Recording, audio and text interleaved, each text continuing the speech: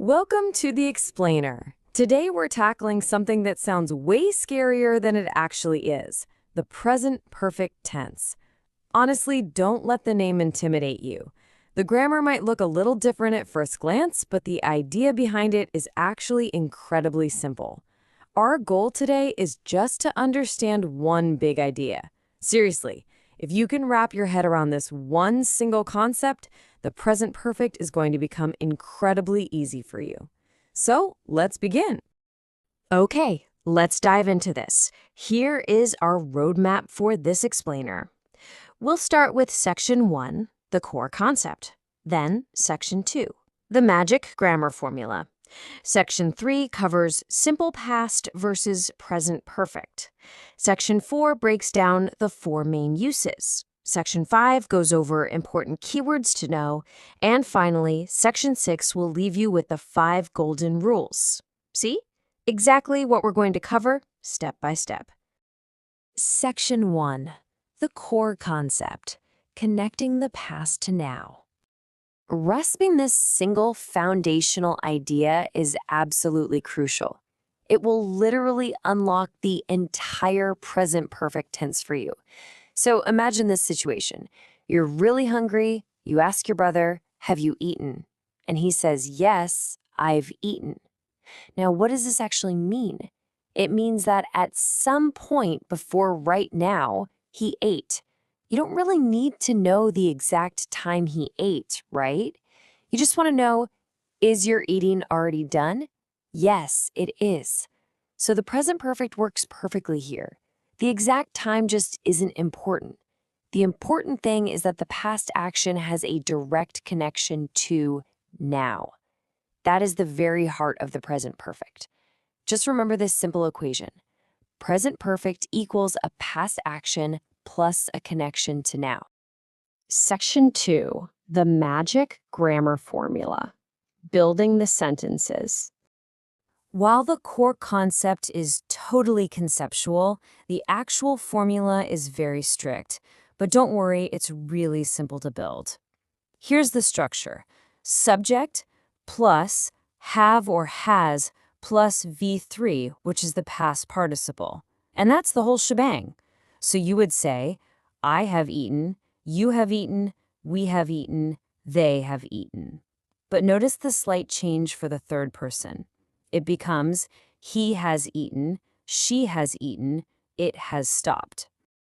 And this brilliantly illustrates exactly how we build these verbs. Let's make sure we have this down. Remember, I, you, we, and they take have.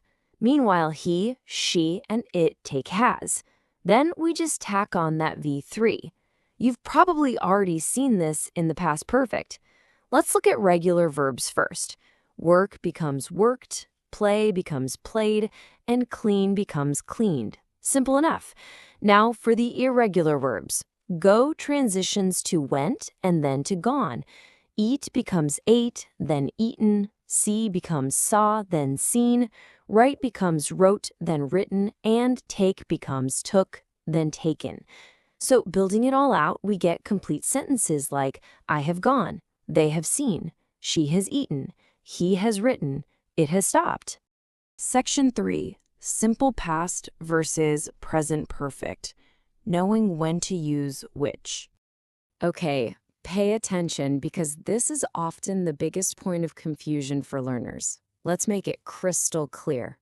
With the simple past, we use this for a finished time. Focus on that word finished. For example, I ate breakfast at 8 a.m. We know the specific finished past time. Or I saw him yesterday. I ate 3 times yesterday. Yesterday is done, it's finished, so it takes the simple past, which focuses on exactly when. Conversely, with the present perfect, this is for unfinished time or an experience. Like, I have eaten breakfast.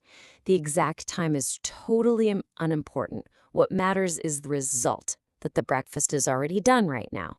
Or, I have seen him before. I have eaten 3 times today. Think about it. Today is, say, a Monday, and today is not finished yet. You are still connected to today, so the present perfect works perfectly. Finished time takes simple past, unfinished time takes present perfect. So here is the absolutely easiest decision trick you can use. Whenever you're stuck or confused between simple past and present perfect, just pause and ask yourself, am I saying exactly when? If the answer is yes, use simple past. For instance, I saw him yesterday. I went there last year. I ate breakfast at 8 a.m., all very specific times. But if the exact time isn't important, and you're talking about a result now or a life experience, you use the present perfect, like, I have lost my keys. Section 4. The 4 main uses. Categorizing the tense.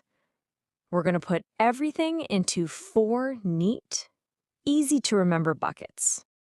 Now, what's really interesting about this slide is how we can organize every situation you'll encounter into these 4 uses. Use 1 is experience. Imagine someone asks you, have you ever visited Hyderabad? You can answer, yes, I have, or no, I haven't. We don't care exactly when, it's just about your life experience up until now. Other examples, I have visited Mumbai. I have visited Chennai. She has traveled to Dubai. He has never seen snow. We have tried Chinese food. They have watched that movie. Use 2 is result now. Imagine someone has broken a glass. You look at the floor, you see the glass is broken. You say, someone has broken the glass. Or, I have lost my phone. Or, I have lost my keys. I lost them before, and the result is that right now I don't have them. Another example, she has broken her phone. Or, he has hurt his leg. The action happened in the past, but the result is staring us in the face right now. Use 3 is recent action. I have just finished my work. It just means I finished a very short time ago. She has just arrived. They have just left. And finally, use 4 is continuing. This is something that started in the past and continues right now. I have lived here for 5 years. Section 5, important keywords to know. Ever, never, just, already, yet, for, since. These are the specific vocabulary words that frequently act as massive signals that you need the present perfect tense. Let's break these down. Ever means any time in your life until now. Have you ever seen snow? Have you ever been to Delhi? Have you ever eaten sushi? Have you ever ridden a horse? Never is the exact opposite. It means not any time until now. I have never been to Delhi. She has never eaten sushi. He has never ridden a horse. We have never seen snow. They have never visited Goa. Let's look at a real everyday conversation. A teacher asks, have you ever traveled by airplane? The student replies, yes, I have. Teacher asks, have you ever visited Mumbai? Student, no, I haven't. Teacher, have you ever eaten sushi? Student, yes, I have. Next up, just means a very short time ago, like I have just finished. Already means before now, or maybe even earlier than expected. Imagine your mother asks, have you done your homework? You can probably say, yes, I have already done it. She has already finished her homework. I have already eaten. He has already left. They have already seen the movie. And yet means up to now, and we mostly use it in questions or negative sentences. Have you finished yet? Has she arrived yet? I haven't finished yet. He hasn't arrived yet. If your friend is coming over, you might ask, has he arrived yet? Let's move to and see how this builds visually to help us understand time using for and since. Since gives us the starting point of an action. Since Monday, since 2020, since morning, since January, since 5 p.m.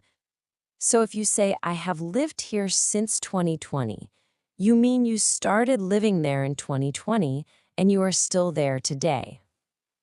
For, on the other hand, tells us the duration, the amount of time. For 2 hours, for 3 days, for 5 years, for a long time. So if we compare simple past to present perfect here, it's super revealing.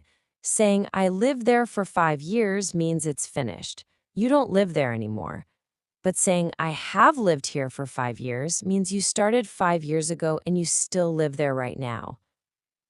It's the same with jobs. She worked here for 10 years means it's finished. Maybe she works somewhere else now.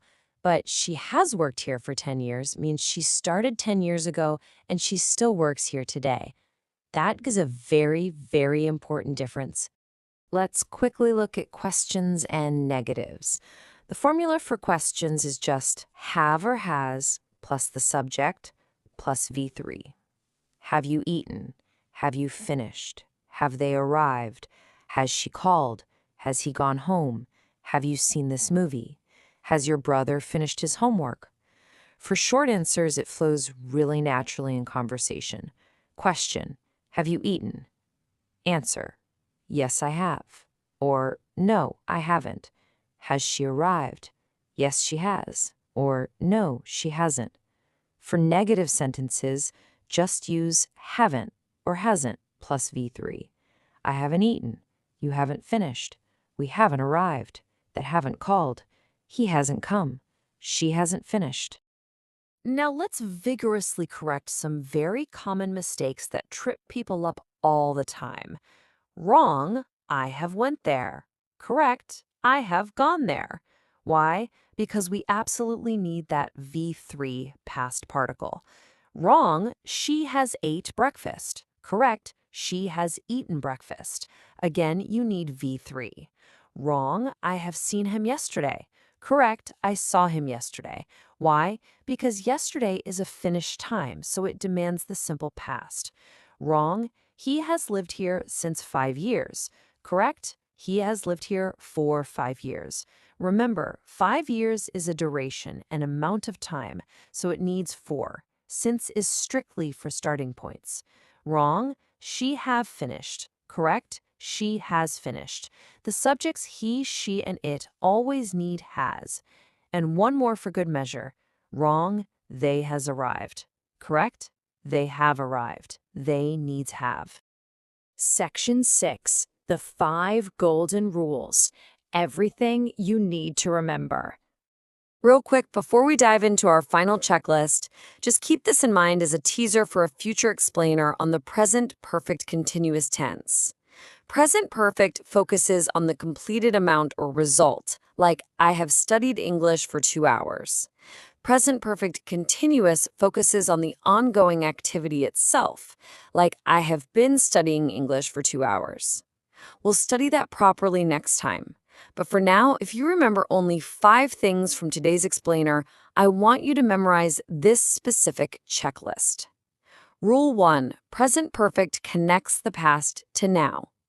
Rule 2, always use have or has plus V3.